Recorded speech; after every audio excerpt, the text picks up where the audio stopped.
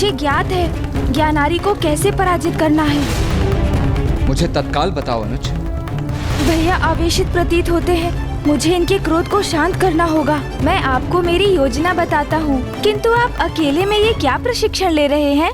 गणेश, मैं कह रहा हूँ अपना ये परिहास बंद करो और मुझे मेरा दंड लौटा दो। यदि आप अपना दंड चाहते हैं भैया, तो स्वयं क्यों नहीं ले लेते?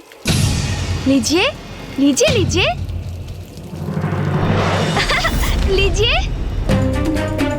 उचित है फिर। यदि तुम ये क्रीड़ा करना ही चाहते हो तो मैं भी तैयार हूं, किंतु यदि आहत हो गए तो मुझे दोष मत देना। क्या भैया, आप बातें बहुत करते हैं, दंड तो लेकर दिखाइए।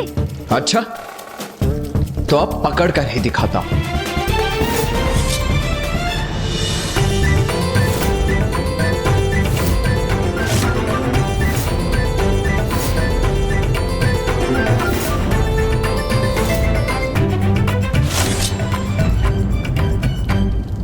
हाँ गणेश, ये अच्छा दाव था, किंतु अब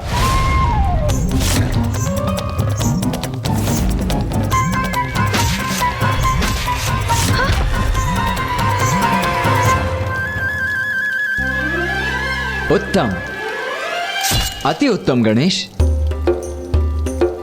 गणेश,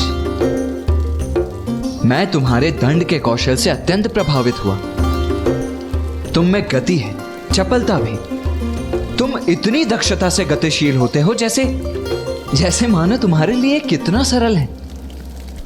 किंतु गणेश, अगली बार बस इतना ध्यान रखना कि दंड को ऐसे नहीं, ऐसे पकड़ना, ताकि तुम्हारा प्रतिद्वंदी उस पर अपनी पकड़ ना बना सके। समझ गया भैया, समझ गया। किंतु आप ये बताइए, मेरी दक्षता और मेरे कौशल से आपका क्रोध समाप्त हुआ?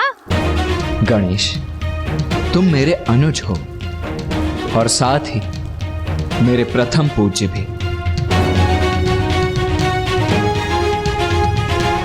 और यदि मेरा प्रथम पूज्य मुझे कोई आदेश देगा तो मैं उसका पालन अवश्य करूंगा। किंतु तुम्हारा अग्रज होने के साथ साथ मैं एक योद्धा भी हूं गणेश।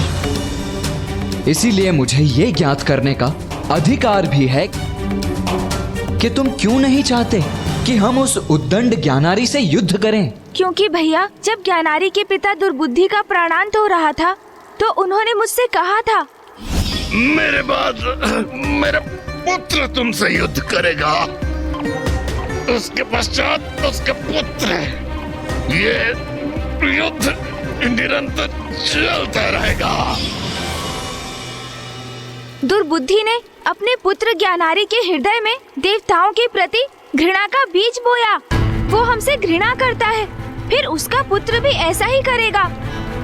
और यही ऐसी घृणा की परंपरा पिता से पुत्र को प्रदान की जाएगी और पीढ़ी दर पीढ़ी चलती रहेगी।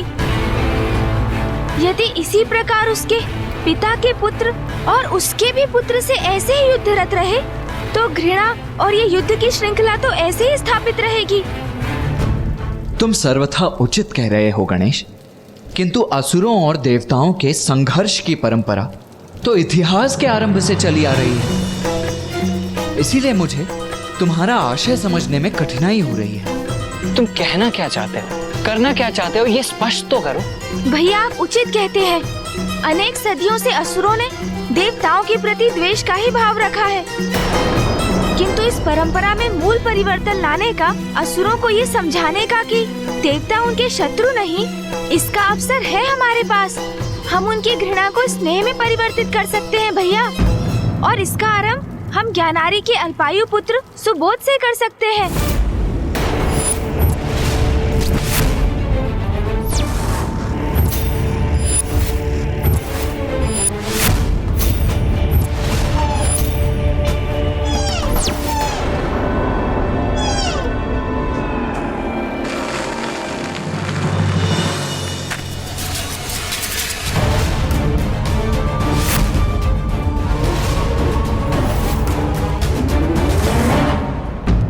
भैया, असुरों से व्याप्त घृणा स्नेह में परिवर्तित कर उन्हें निर्मल बनाने के कार्य का आरंभ हम ज्ञानारी के पुत्र सुबोध से करेंगे। ज्ञानारी ने अपने पुत्र में देवताओं के प्रति द्वेष प्रचुर मात्रा में भर दिया है, किंतु यदि हम चाहें तो हम बालक सुबोध को उसकी आसुरी प्रवृत्ति से रिक्त कर उसे सात्विक बना सकते हैं। और यदि हम ऐसा करने में सफल हो गए तो फिर देवता और असुर शांति के साथ विचरण कर सकेंगे भैया।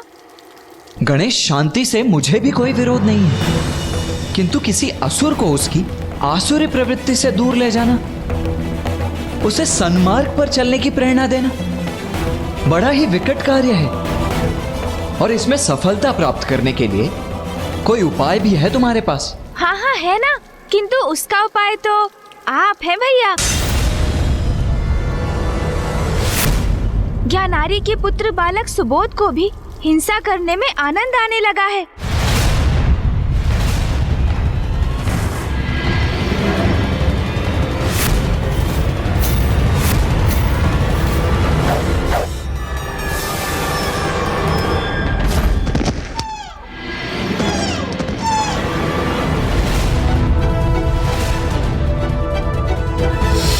किंतु भैया, ज्ञानारी पुत्र असुर बालक सुबोध में अभी भी बाली सुलभ सरलता है, जिसे जिस दिशा में ढाला जाए वो ढलता चला जाएगा। इसलिए भैया, यदि उसे उचित मार्गदर्शन प्राप्त हो तो उसे घृणा के इस बीज को उसके भीतर पनपने से रोका जा सकता है। और ये हम कैसे करेंगे गणेश? हम नहीं, ये आप करेंगे भैया, आप करेंगे उसका मार्गदर्शन।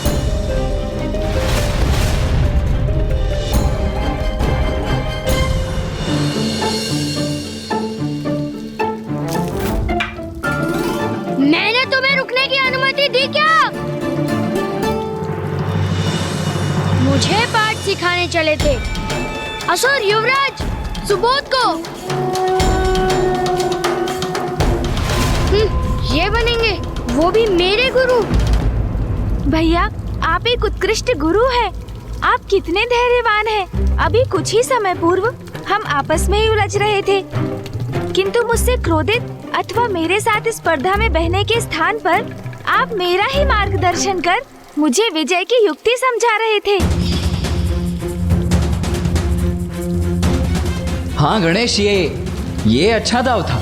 इसी प्रकार आप सुबोध को ज्ञान देंगे भैया, उसे ईश्वर का परिचय देंगे, उसे आदिशक्ति, महादेव, ब्रह्मदेव एवं श्री हरि नारायण सबकी महिमा का बोध कराएंगे। गणेश, तुम चाहते हो कि मैं बालक सुबोध को शिक्षा प्रदान करूं, किंतु उसके लिए तो मुझे उसके साथ समय व्यतीत करना होगा ना। और ये संभव कैसे होगा? वो एक असुर राजकुमार है।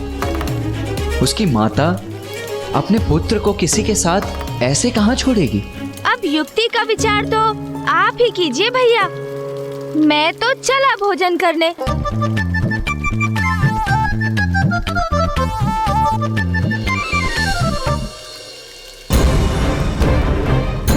उचित है अनुज, यदि इसमें देवताओं और असुरों के मध्य व्याप्त शत्रुता को मिटाया जा सकता है तो मैं सुबोध का मार्गदर्शन अवश्य करूंगा।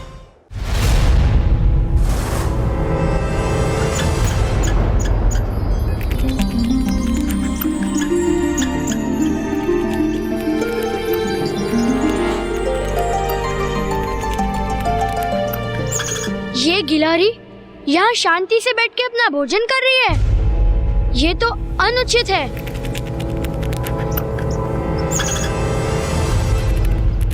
अभी ना इसका अंत कर देता हूँ।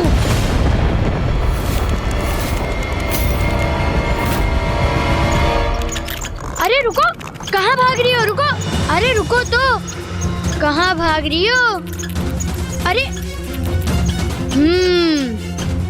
अभी तुम्हें पकड़कर तुम्हारे रक्त बहाने का आनंद लूंगा। रुको।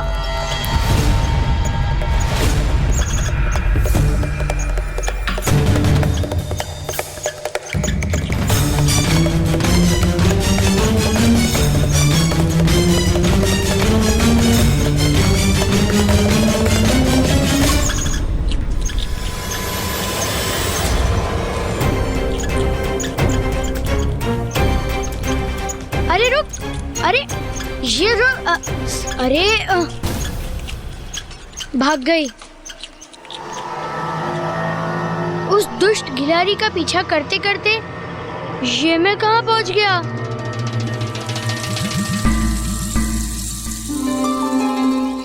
ये वन कितना घना है, मुझे तो बहुत भय लग रहा है। मुझे लौटना चाहिए, किंतु किस दिशा में जाऊं? यहाँ से अथवा वहाँ से? कहाँ जाऊं? कैसे जाऊं? किस दिशा में लौटूं?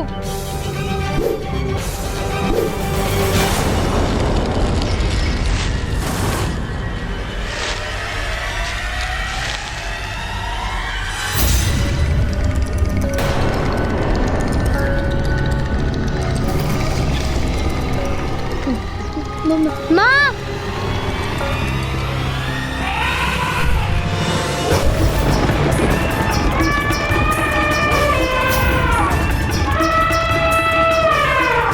ये माँ का है वंचक, इसका सामना मैं कैसे करूँगा?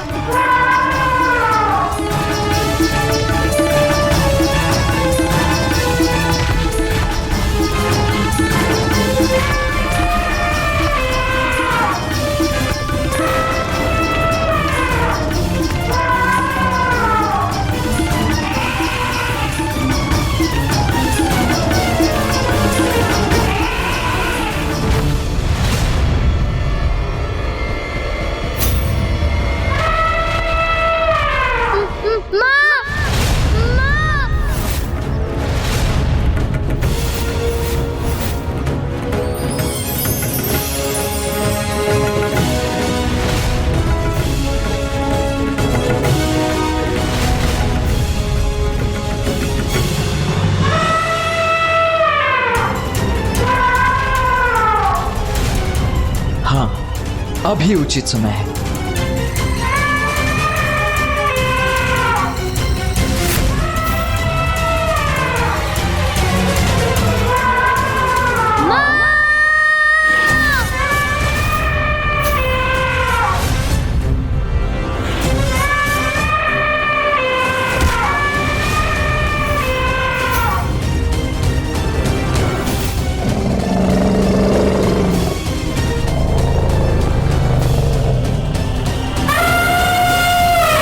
इतना बल, वो भी एक साधारण गज में। ओह, तो ये तुम हो। अति उत्तम युक्ति है गणेश। भैया,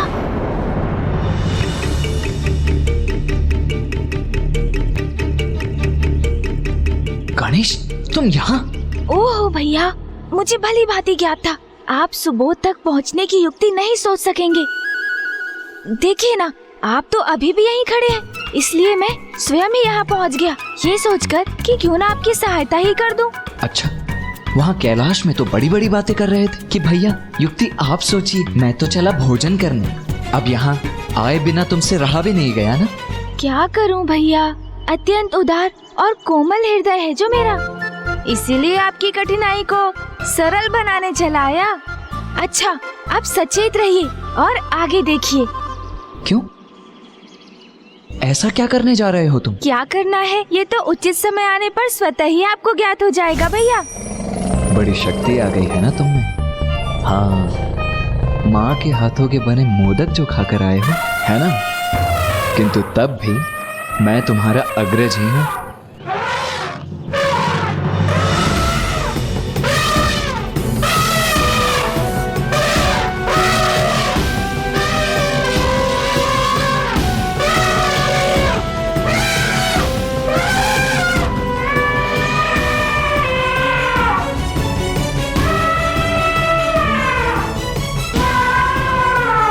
भैया, आपको भी अपनी शक्ति का प्रदर्शन करना ही था ना, तो अब वो मुझे भी करना ही होगा।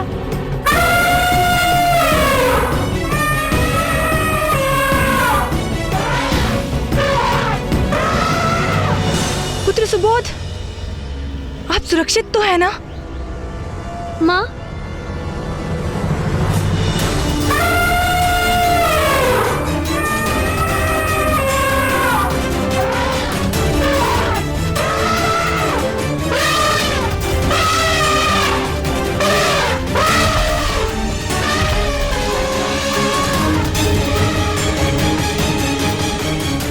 गज को शांत कर दिया इन्होंने। गणेश, अब इस क्रीड़ा का अंत भी कर देते हैं। हाँ भैया।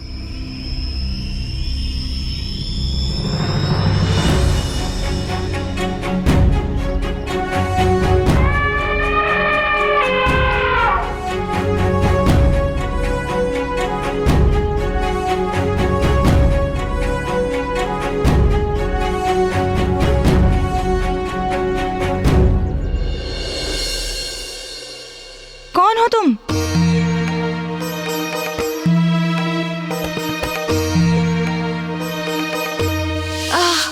भैया ने कितना परिश्रम करा दिया मुझे कैलाश शीघ्र पहुंचकर अपना उदर पुनः भरना होगा। मैंने पूछा कौन हो तुम?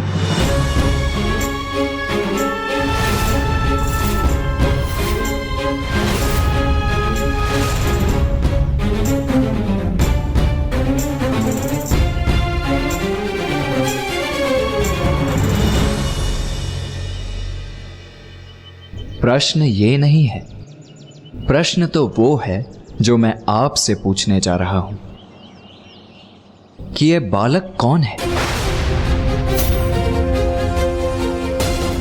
और इसके भीतर इतना अहंकार और ऐसी घृणा का वास क्यों है? ये जैसा है ऐसा किसने बनाया है इसे?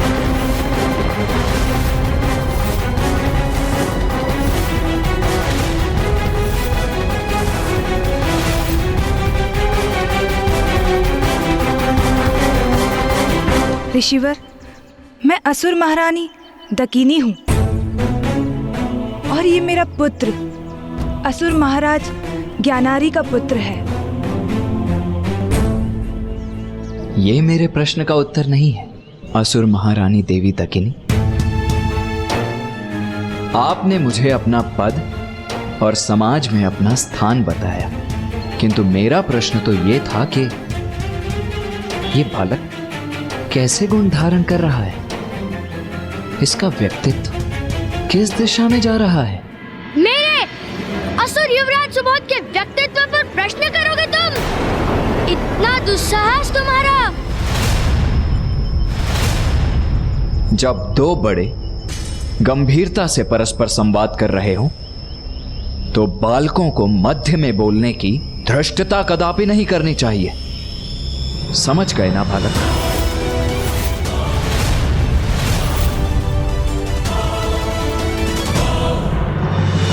आश्चर्य, किसी ने प्रथम बार अपने कथनों से मेरे उद्दंड बालक को प्रभावित कर उसे शांत किया है। कौन है ये ऋषि? ऋषिवर, मेरे पुत्र सुबोध को हमारे संवाद में उसके इस असमय हस्तक्षेप के लिए क्षमा करें। आपने उचित समय पर इसकी रक्षा की, जिसके लिए मैं सदा आपकी आभारी रहूंगी। आप मुझे अपना परिचय देने की कृपा कीजिए ऋषिवर।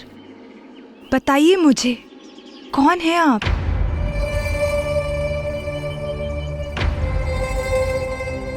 मैं ऋषि स्कंद हूं देवी। अपना तप संपन्न कर मैं अपने गुरुकुल के लिए एक उपयुक्त स्थान ढूंढ रहा हूं। ऋषिवर, तब तो आपकी चिंता का निवारण हो गया। आप अपना गुरुकुल यहीं स्थापित कर लीजिए। इसी प्रकार मेरे पुत्र सुबोध को आपसे शिक्षा प्राप्त करने का सौभाग्य भी प्राप्त होगा। माँ, पूर्व में ही मेरे दो गुरु हैं, तो मुझे किसी अन्य गुरु की क्या आवश्यकता? और वैसे भी ऐसा क्या है जो कोई गुरु मुझे सिखा सकता है? मुझे तो सब ज्ञात है। बालक सुबोध, यदि तुमने अपने गुरुओं के सिखाए पाठ को आत्मसात किया होता तो तुम्हें अवश्य ज्ञात होता कि कोई शिष्य अपने गुरु का चुनाव नहीं करता, अपितु ये तो शिष्य का सौभाग्य होता है कि उसका उचित गुरु उसको शिष्य के रूप में स्वीकार करता है।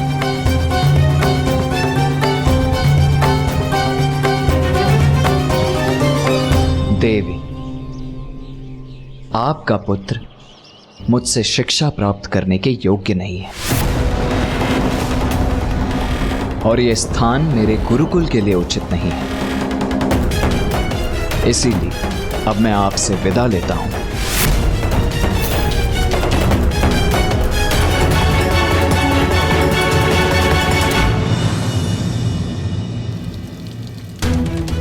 संपूर्ण देव और असुरों का भविष्य अब आपके ही हाथ में है भैया। आशा है इस बार आप बिना युद्ध किए ही विजयी होंगे। पुत्र, मैं तुम्हारी माँ हूँ जो तुम्हारे भविष्य को सर्वश्रेष्ठ बनाना चाहती है। अपने लिए नहीं, अपनी माँ के लिए अपने अहंकार का परित्याग कर दो और सम्मान सहित ऋषिवर को रोक लो। आवश्यकता तो नहीं, किंतु माँ मुझसे निवेदन कर रही है तो रोक लेता हूँ इन्हें। ऋषिवर,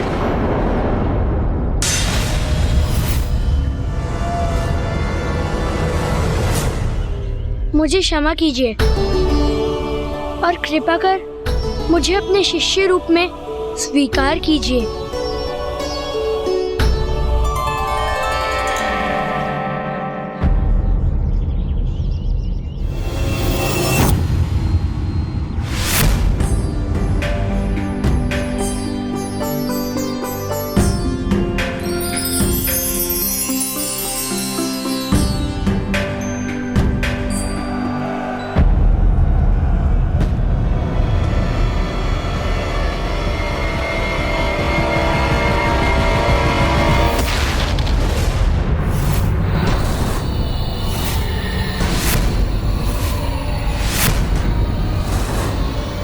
ज्ञानहारी, तुम यहाँ क्यों आए हो? ब्रह्मदेव, आज प्रश्न आप नहीं, मैं पूछूंगा। बताइए मुझे, कहाँ है गणेश? कहाँ छिपा है वो? ये तो बड़ी उत्तम बात है ज्ञानहारी। तुम्हारा गणेश को ढूंढना तो सर्वथा उचित है। गणेश को ढूंढना तो ईश्वर को ढूंढने के समान है, और ईश्वर को ढूंढना तो प्रत्येक प्राणी का परम लक्ष्य होना चाहिए। प्रवचन नहीं ब्रह्मदेव, उत्तर चाहिए मुझे। मैं किसी ईश्वर को ढूंढने नहीं निकला हूँ, गणेश चाहिए मुझे। बताइए, कहाँ स्थित है वो? आइए आइए ऋषिवर, गुरुकुल में आपका स्वागत है। ऋषि स्कंद, अब से आपको यहीं इसी गुरुकुल में स्थित रहना है। देवी, मुझे वन में ज्ञात हुआ था कि बालक सुबोध के 2 गुरु पूर्व से ही हैं। उन दोनों का तो कार्य यहाँ से समाप्त हो गया नवीन गुरुदेव। अब तक तो वो लोग अपनी पोटली बांधकर यहाँ से प्रस्थान भी कर गए होंगे।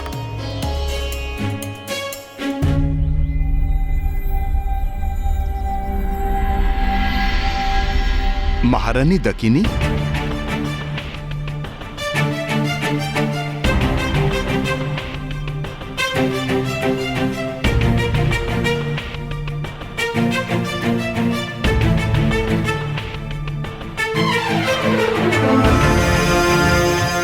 प्रणाम ऋषिवर।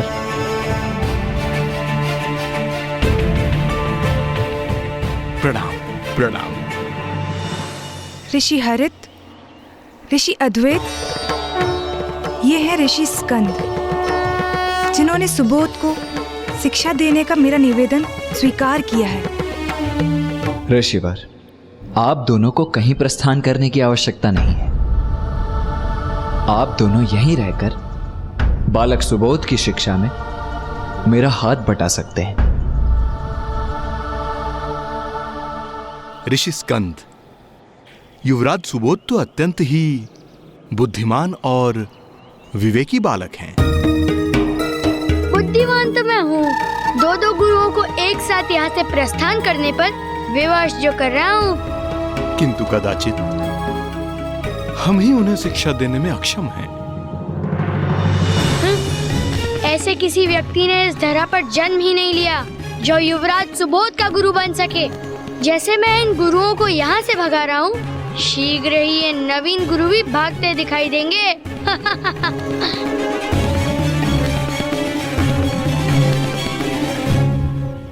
सुबोध, ऋषि हरित और ऋषि अद्वैत के चरण स्पर्श कर उनसे आशीष प्राप्त करो। मैं चरण स्पर्श करूं इनका?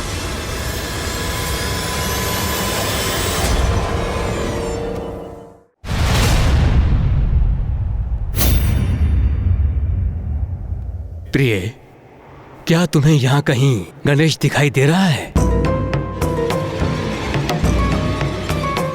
नहीं नाथ, गणेश तो कहीं दिखाई नहीं दे रहा। लो, तुम्हें अपने प्रश्न का उत्तर प्राप्त हो गया। गणेश तो यहाँ ब्रह्मलोक में कहीं नहीं है। बस! मुझे मूर्ख समझा है क्या?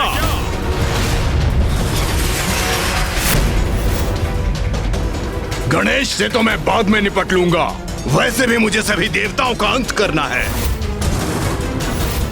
तो क्यों न मैं आप दोनों से ही आरंभ करूं? क्यों न मैं आप दोनों से ही आरंभ करूं? क्यों न मैं आप दोनों से ही आरंभ करूं?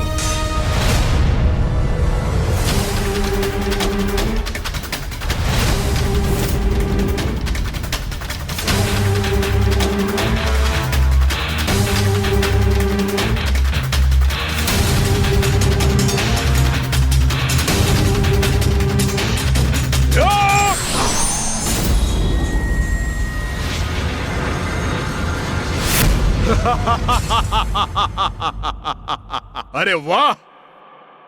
इतना भीषण आतंक है मेरा कि सभी भयाक्रांत हो रहे हैं मुझसे। वहां कैलाश में भी सभी मेरे भय से कहीं भागकर छुप गए, और यहाँ ब्रह्मलोक में ब्रह्मदेव और देवी सरस्वती मुझसे अपने प्राणों की रक्षा करने के लिए कहीं अदृश्य हो गए। कितने भीरू हैं ये देवता, मुझे देखकर भागकर छिप रहे हैं।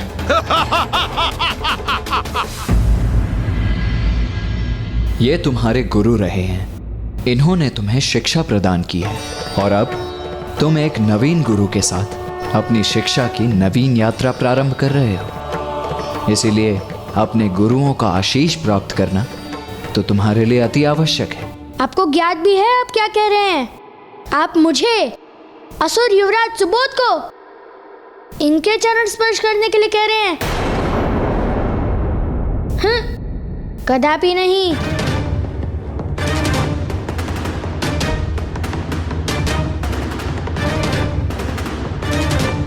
पुत्र, मुझे आशा है तुम वही करोगे जो उचित है। कदाचित माँ मेरे इस व्यवहार से असंतुष्ट प्रतीत हो रही है, किंतु एक साधारण से ब्राह्मण के चरण मैं असुर युवराज होकर भला कैसे स्पर्श कर सकता हूँ?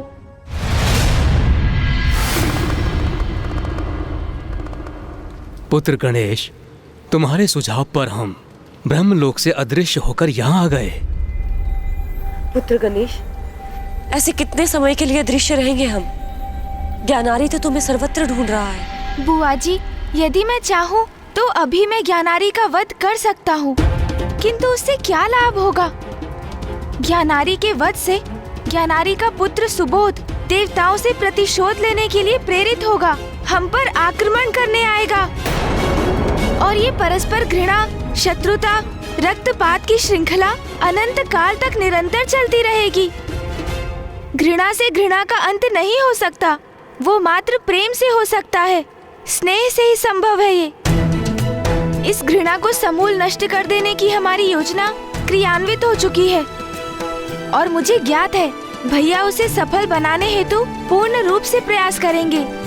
घृणा के बीज को नष्ट कर इस भावना को अंकुरित नहीं होने देंगे वो, और उसके स्थान पर ज्ञानारी के पुत्र सुबोध के हृदय में प्रेम और भक्ति का भाव भर देंगे।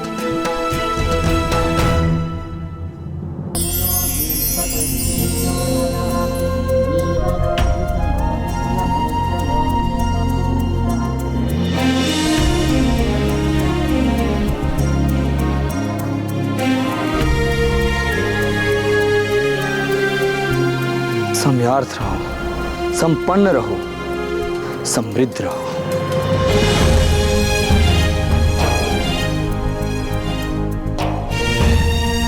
यह अचानक कैसे विचित्र सुख का आभास हुआ मुझे। इन गुरुओं के शब्दों ने जैसे मेरे हृदय को शांत कर दिया।